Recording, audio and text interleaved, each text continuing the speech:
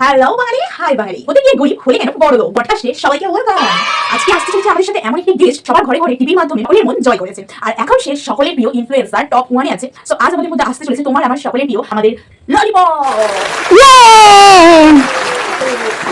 তুমি আমাদের পডকাস্টে এলে, তো আজ আমরা তোমার এই জার্নিটা মানে একটা আর্টিস্টের পক্ষে হঠাৎ করে আমি ইনফ্লুয়েন্সার হব, এই যে জেদটা, মানে এই জেদটা তো থাকা ইজ আ ভেরি ইম্পর্টেন্ট বলে আমরা সকলে মনে করি। সো তুমি যদি বলো যে কিভাবে তুমি একটা আর্টিস্ট থেকে স্পেশালি টপ 1 ইনফ্লুয়েন্সার হয়ে উঠলে, সেই যাত্রাটা একটু সকলের সাথে প্লিজ শেয়ার করে দাও।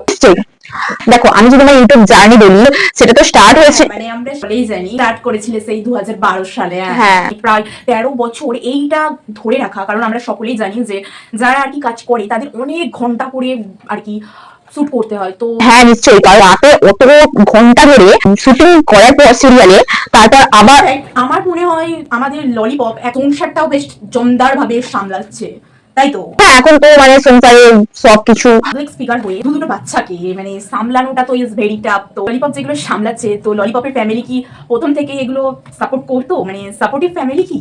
দেখো, ফ্যামিলি প্রথমত, মানে যখন এটা স্টার্ট করেছি আমারও কিন্তু ফ্যামিলির সাপোর্ট ছিল না। তো আমি বলবো নতুনরা যারা তৈরি হচ্ছে, এখন অনেকেই চাইছে বাট পেরে উঠছে না। তো একটু সকলেরই জানা দরকার কিভাবে কি করবে, মানে ওটাই বলতে চাচ্ছি। আমাকে কি বলতে দেবে না আমাকে দেবে না?